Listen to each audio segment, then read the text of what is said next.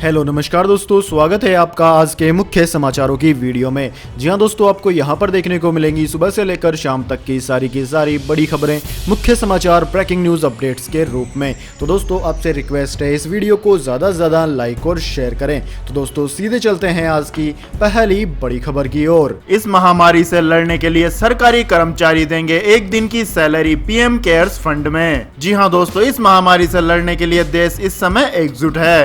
हर स्तर और वर्ग से इस दिशा में योगदान दिया जा रहा है। इसी बीच प्रधानमंत्री नरेंद्र मोदी की अपील के बाद इस महामारी से जंग के खिलाफ केंद्र सरकार के कर्मचारी और संगठन अपनी एक दिन की सैलरी पीएम केयर्स फंड में दान देंगे। इसके लिए सभी स्टाफ एसोसिएशन ने अपील की है। सरकारी विभाग की ओर से दान की गई सैलरी के बाद धनराशि का आंकड़ा 3,900 करोड़ रुपए से अधिक पहुंच जाएगा। आपकी जानकारी के लिए बता दें दोस्तों, इस महामारी से हमारे देश में अब तक 437 लोगों की मौत हो चुकी है। साथ ही देश में इस संक्रमण से लगभग 13,000 लोग पीड़ित हैं। इस बीमारी से निपटने के लिए पीएम मोदी ने देशवासियों से पीएम केयर्स फंड में दान देने की अपील की है। इसके बाद इस फंड में सरकारी और निजी वर्ग के लोग रकम दान दे रहे हैं। वहीं आयकर विभाग ने कहा है कि पीएम केयर्स कोष में दिए जाने वाले योगदान को आयकर से पूरी तरह छूट दी जाएगी। इसके बाद दोस्तों जानते हैं अगली बड़ी खबर। कोटा में फंसे 7,500 छात्रों के लिए यूपी सरकार ने 252 बसें की रवाना। जी हां दोस्तों, कोटा शहर में फंसे कोचिंग छात्रों को लेने के लिए शुक्रवार को उत्तर प्रदेश सरकार ने 252 बसें कोटा भेजी हैं। यहाँ यूपी के 7,500 छात्र हैं जिन्हें बसों से उनके घर तक पहुंचाया जाएगा। राजस्थान और यूपी सरकार ने गुरुवार को यह फैसला लिया था। छात्रों के लिए शुक्रवार को 102 बसें झांसी और 150 बसें आगरा से रवाना की गई। रात में ही छात्र बसों से रवाना हो जाएंगे। हालांकि बिहार सरकार ने कोटा प्रशासन द्वारा वहां पढ़ रहे बिहार के बच्चों को वापस भेजे जाने पर कड़ी नाराजगी जताई है। मुख्य सचिव दीपक कुमार ने इस संबंध में केंद्रीय गृह सचिव अजय भल्ला को पत्र लिखकर इस फैसले का कड़ा विरोध किया है। इसके बाद दोस्तों जानते हैं अगली बड़ी खबर। इस महामारी से इकोनॉमी को बचाने के लिए आरबीआई ने की 7 बड़ी घोषणाएं। जी हां दोस्तों, इस महामारी की वजह से देश भर में लॉकडाउन जारी है। इस वजह से अर्थव्यवस्था पर तगड़ी चोट लगी है। अर्थव्यवस्था को नुकसान से बचाने के लिए रिजर्व बैंक एक बार फिर से बड़ी घोषणाएं कर रहा है। रिजर्व बैंक के गवर्नर शक्तिकांत दास ने रिवर्स रेपो रेट में कटौती की घोषणा की। इसके अलावा उन्होंने सिस्टम में नकदी बढ़ाने के लिए ऐलान किया। तो दोस्तों जानते हैं आरबीआई ने कौन सी बड़ी घोषणाएं की हैं। तो दोस्तों आरबीआई ने रिवर्स रेपो रेट को 0.25% घटा दिया है, जिससे अब यह घटकर 3.75% हो गई है। और रिवर्स रेपो रेट के कम होने पर बैंक अब सस्ती दर पर लोन देंगे। नाबार्ड, सिडबी और हाउसिंग फाइनेंस बैंकों को मिलेगी नकदी। एनपीए नियमों में बैंक को दी राहत। T20 देशों में इंडिया की ग्रोथ सबसे बेहतर रहने का अनुमान जताया। बैंक मुनाफे से अगले निर्देश तक डिविडेंड नहीं देंगे। शेड्यूल कमर्शियल बैंक और दूसरे फाइनेंशियल संस्थानों को अतिरिक्त 20% का प्रोविजन करना होगा। तो यह कुछ घोषणाएं आरबीआई ने आज की मीटिंग के दौरान की। इसके बाद दोस्तों जानते हैं अगली बड़ी खबर। ममता बनर्जी सरकार ने पहले लॉकडाउन में दी ढिलाई और अब इस बीमारी का कम्युनिटी ट्रांसमिशन का सता रहा है डर। जी हां दोस्तों, पश्चिम बंगाल की मुख्यमंत्री ममता बनर्जी ने राज्य में इस महामारी के सामुदायिक प्रसारण की आशंका जताते हुए शुक्रवार को लोगों से बाजारों और भीड़भाड़ वाले इलाकों से दूर रहने का अनुरोध किया और इस महामारी से निपटने के लिए लॉकडाउन नियमों के कड़ाई से पालन करने को भी कहा है। पिछले 3 दिनों में राज्य में 63 व्यक्तियों में इस महामारी का लक्षण पाया गया है। केंद्रीय स्वास्थ्य और परिवार कल्याण मंत्रालय के अनुसार इस संक्रमण के मामले राज्य में जो 4 अप्रैल को 69 थे वह 16 अप्रैल को बढ़कर 255 हो गए। स्वास्थ्य मंत्रालय ने कहा, यदि हम लॉकडाउन को सख्ती से लागू नहीं करते हैं तो सामुदायिक ट्रांसमिशन की संभावनाएं बढ़ जाती हैं। बाजारों में भीड़ ना हो, आवश्यक होने पर बाजारों में सशस्त्र पुलिसकर्मी भी तैनात किए जाएंगे। इस संक्रमण को लेकर ममता बनर्जी का नजरिया थोड़ा बदलता दिखाई दे रहा है। मुख्यमंत्री लंबे समय से इस बात पर जोर दे रही थी कि राज्य में एक मानवीय तरीके से लॉकडाउन होना चाहिए और पुलिस को जाति न करने का निर्देश दिए गए थे। हालांकि शुक्रवार को उन्होंने एक बयान जारी करके कहा कि जो कोई भी लॉकडाउन तोड़ेगा उसे कानूनी कार्रवाई का सामना करना पड़ेगा। इसके बाद दोस्तों जानते हैं अगली बड़ी खबर। दिल्ली के डिप्टी सीएम सिसोदिया का बयान।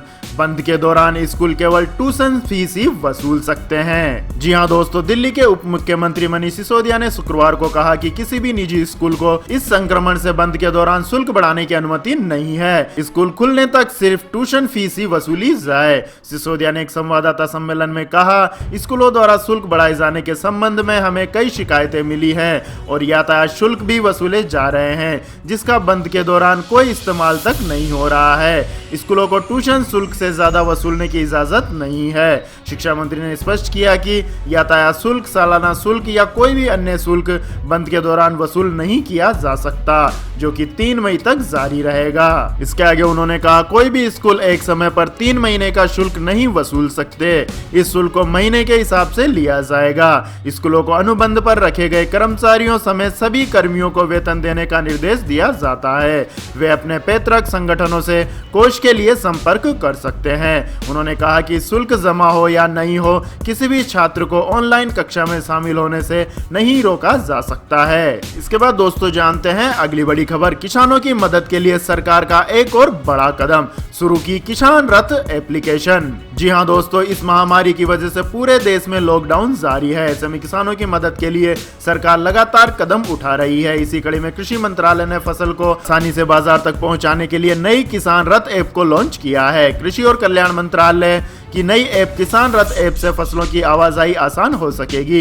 इस मोबाइल ऐप को गूगल प्ले स्टोर से डाउनलोड किया जा सकता है। इस ऐप को नेशनल इंफॉर्मेटिक्स सेंटर ने डेवलप किया है और यही सपोर्ट भी दे रहे हैं। आपकी जानकारी के लिए बता दें दोस्तों, इस ऐप से किसान उत्पादन संगठन केंद्र, गांव, हाट, गोदाम, रेलवे स्टेशन, हवाई अड्डे, प्रोसेसिंग यूनिट, थोक और खुदरा बाजारों तक फसलों की आवाजाही में मदद मिलेगी। मंत्रालय के अनुसार इस ऐप से देश भर में 5 लाख ट्रक और 20,000 ट्रैक्टर जुड़े हैं। इससे फसलों की बर्बादी को भी रोका जा सकेगा।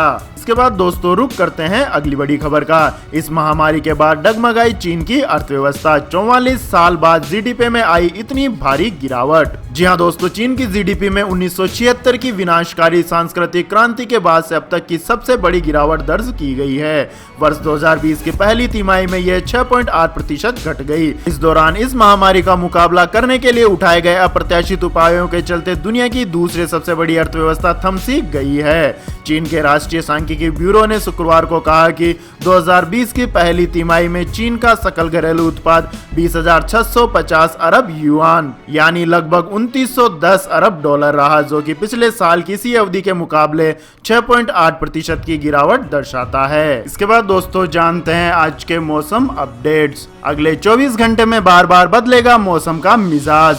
कहीं होगी बारिश तो कहीं खिलेगी धूप और कहीं चलेगी धूल भरी आंधी। जी हां दोस्तों, नॉर्थ इंडिया में गर्मी की शुरुआत हो चुकी है। राजधानी दिल्ली में अधिकतम तापमान तेजी से चढ़ रहा है, हालांकि न्यूनतम तापमान में भी उतनी तेजी नहीं देखी गई है। मौसम विभाग का अनुमान है कि अगले 24 घंटे में मौसम बार बार अपना मिजाज बदलेगा। देश के कुछ हिस्सों में हल्की से मध्यम बारिश होने के आसार हैं, जबकि तापमान में गिरावट आ सकती है। वहीं कुछ हिस्सों में धूल भरी आंधी के साथ हल्की बौछारें पड़ सकती है। मौसम विभाग ने संभावना जताई है कि पाकिस्तान के आसपास विकसित हुए पश्चिमी विक्षोभ के कारण भारत के उत्तरी राज्यों के साथ ही उत्तर प्रदेश में भी मौसम का मिजाज बदलेगा और तेज धूल भरी आंधी चल सकती है। साथ ही गरज और चमक के साथ हल्की बारिश होने के भी आसार हैं। अगले 24 घंटे में तेलंगाना और कर्नाटक में अधिकतम तापमान 40 से 42 डिग्री सेल्सियस के बीच रह सकता है। अगले 24 घंटे में जम्मू कश्मीर, लद्दाख, उत्तराखंड और हिमाचल प्रदेश के पहाड़ी इलाकों में अच्छी बारिश हो सकती है। वहीं दिल्ली, एनसीआर, हरियाणा और पूर्वी भारत में कई जगहों पर हल्की से मध्यम बारिश की संभावना है।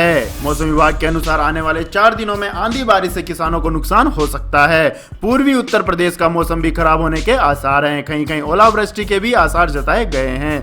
मौसम में होने वाले बदलाव से गेहूं की कटाई पर असर पड़ सकता है। इसके बाद दोस्तों जानते हैं आज के पेट्रोल और डीजल के भाव। दोस्तों वैश्विक स्तर पर हो रही कच्चे तेल की कीमतों में गिरावट और भारत में जारी लॉकडाउन के बीच क्रूड ऑयल के दामों में गिरावट लगातार जारी है, जिससे भारत में भी पेट्रोल और डीजल के दाम अपने पूर्ववर्ती दामों पर ही बने हुए हैं। तो दोस्तों आपकी जानकारी के लिए बता दें, कम खपत की वजह से देश की राजधानी दिल्ली में 1 लीटर पेट्रोल का दाम 69 रुपए 59 पैसे है, जबकि 1 लीटर डीजल का दाम 62 रुपए 29 पैसे पर बना हुआ है। इसके बाद दोस्तों जानते हैं अगली बड़ी खबर। 150 रुपए प्रति 10 ग्राम सस्ता हुआ सोना। जी हां दोस्तों, ग्लोबल इक्विटी मार्केट में तेजी और रुपया मजबूत होने के बीच आज सोने और चांदी की कीमतों में गिरावट देखने को मिली है। भारत में लॉकडाउन की वजह से स्पॉट गोल्ड मार्केट बंद कर दिया गया है। अब सरकार ने इस लॉकडाउन को 3 मई तक बढ़ा दिया है। मल्टी कमोडिटी एक्सचेंज पर जून वायदा बाजार में सोने का भाव 1500 रुपए प्रति 10 ग्राम लुढ़क कर 45,685 रुपए के स्तर पर आ गया है। वहीं चांदी की कीमतों में भी आज 4% की गिरावट देखने को मिली है। जून वायदा वाले चांदी का भाव 42,667 रुपए प्रति किलोग्राम के स्तर पर आ गया है। इसके बाद दोस्तों जानते हैं अगली बड़ी खबर। राजस्थान में दोहराया गया मुरादाबाद जैसा कांड, टोंक के कर्फ्यू एरिया में पुलिस टीम पर हमला। जी हां दोस्तों, इस महामारी के खिलाफ जंग में केंद्र सरकार के साथ राज्य सरकारें भी मजबूती से खड़ी हैं और इससे निपटने के लिए तमाम डॉक्टर्स, सपोर्टिंग स्टाफ वगैरह अपनी परवाह किए लगे हुए हैं। वहीं समाज में कुछ लोग ऐसे भी हैं जिन्हें यह हेल्थ वर्कर्स दुश्मन नजर आ रहे हैं। इस महामारी को लेकर देश में जारी लॉकडाउन के बीच हेल्थ वर्कर्स पर हमले के कुछ मामले सामने आए थे। इसी क्रम में राजस्थान में भी ऐसा ही हुआ है। राज्य के टोंक जिले में पुलिस वालों पर हमले की घटना सामने आई है। बताया जा रहा है कि टोंक में जारी कर्फ्यू के बीच संक्रमण प्रभावित अल्पसंख्यक इलाकों में गश्त करने गई पुलिस पर लोगों ने अटैक किया।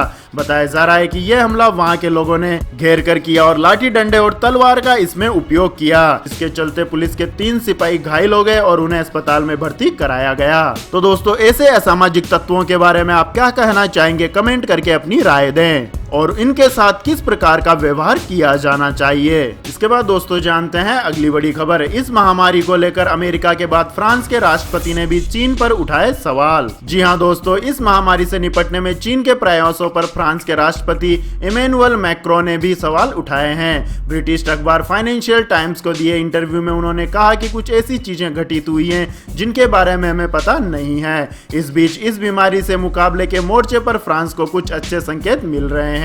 अस्पताल में भर्ती होने वाले संक्रमितों की संख्या में लगातार दूसरे दिन और आईसीयू में भर्ती मरीजों की संख्या में लगातार छठे दिन कमी आई है। फ्रांस में अब तक इस बीमारी से करीब 18,000 लोगों की मौत हो चुकी है।